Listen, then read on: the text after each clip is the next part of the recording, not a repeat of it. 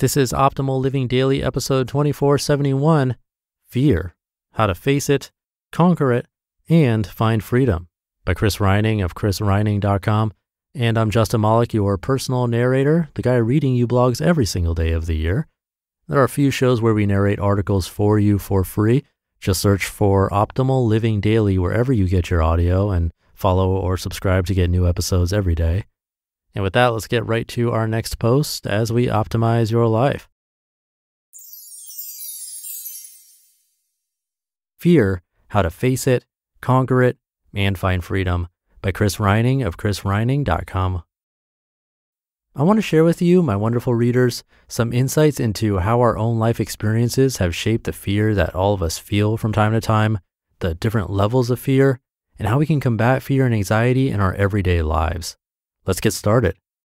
Our life experiences cause fear. Growing up, we can probably all relate to the fact our parents were not perfect in rearing us.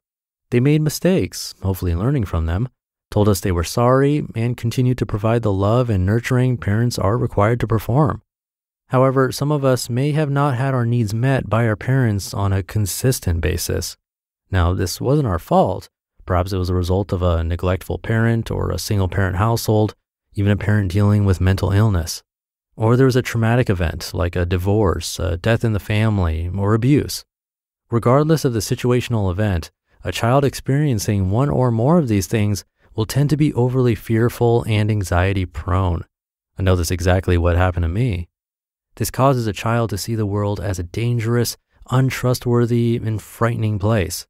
Having this programmed into your brain at a young age will stay with a person their whole life. Even though as adults we may be responsible and competent people, a functioning part of society, every day we live with needless fear and anxiety that paralyzes and controls us. Wouldn't it be awesome to know that these feelings that cause us to stay in a boring, dead-end job, it's comfortable though. To continue a relationship you'd be happier ending, I can't be alone, how will I find someone else? To not reach your full potential, I'll fail, I can't do that, I don't have the right skills. Or simply left over from childhood? The good news is when we realize that and take a little bit of action to overcome our fear and anxiety, we can lead an exciting and adventurous life, the same life we wish for because we see other people living it. The realistic levels of fear. We know fear is a normal emotion. It's a survival mechanism, a fight or flight response that happens during an attack or other harmful event, e.g. a snake-covered bear when you're camping, that threatens our life on this planet. There's different levels of fear from low to high. Level 1, making decisions, switching careers, asking for a raise, interviewing for a job, or giving a speech. Level 2, rejection, success, and failure. Level 3, simply, I can't handle it. Here's the thing, fear and anxiety will never go away. If we are growing, we should feel uncomfortable, and we should feel some fear. It's when it paralyzes and controls us that we need to confront it head on, as counterintuitive as that seems. In the past, I looked for ways around my fears or ignored them or avoided them, hoping that by not dealing with them, they would go away. Then I made a life-changing decision to stop avoiding my fears that paralyzed and controlled me and to deal with them with confidence as a challenge to overcome. Fun, right? How to respond to fear. I can't handle it is used for all sorts of situations in our lives. Have these thoughts ever crept into your mind? I can't handle making mistakes, so I'm not going to try something I haven't done before. I can't handle more responsibility or being in the spotlight at work, so I'll just stay in my current job. I can't handle the unpredictability of having kids, so I don't want any. I can't handle people not liking me, so I'll say yes to whatever people ask me to do. You know what? Successful people handle fear with confidence, and they think whatever happens, they will handle it. That mindset has become a favorite mantra of Mr. Everyday Dollar, and I want to tell you about a fear of mine I thought I couldn't handle. I couldn't handle talking in front of a large group of people, so I avoided giving speeches or presentations. Just recently, I realized I couldn't live my whole life carrying this fear on my shoulders, so I leapt into action.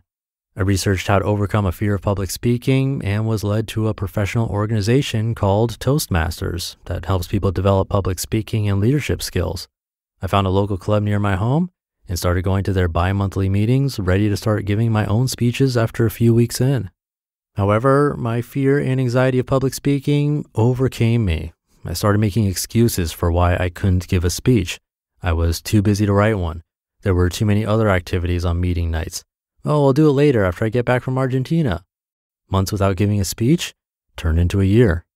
Then I forced myself to sign up to give a speech, so there was no backing out. I wrote it. I practiced it endlessly. I had a sleepless night worrying about it. Mr. Everyday Dollar was a mess. The day my speech came and I showed up to the meeting after convincing myself not to fake an illness. With heart racing and mouth dry, I waited until it was introduced. Delivering my speech with sweaty palms and plenty of nervous energy manifesting itself into pacing, I pulled off the speech without a hitch. I felt awesome. I had faced my fears and I had won. I handled it, even though I was convinced I couldn't. With an additional speech under my belt that I gave last week on emergency funds, I now feel like an old pro up there. Sure, I still feel a little fear and anxiety delivering a speech, but overall it's no big deal and I never thought that was possible. In fact, I like giving speeches now. So readers and listeners, I want you to imagine how much you could accomplish at work and in your personal life if you believed whatever happens, I will handle it. You just listened to the post titled Fear, How to Face It, Conquer It, and Find Freedom by Chris Reining of chrisreining.com. Chris is dead on with fears in this post. Easier said than done to confront your fears head on, but if there are baby steps you can take, definitely do that first. I wouldn't want you signing up for a huge ordeal if you could do something at just 10% and take the baby step first, even 5% or 1%. That's better than trying to do 100% and then running away from it. But yeah, that's the only way to truly work past it is to actually confront it. Let me know if you have any other ideas of your own. But that'll do it for today. Have a great day, a great weekend if you're listening in real time, and I'll catch you tomorrow where your optimal life awaits.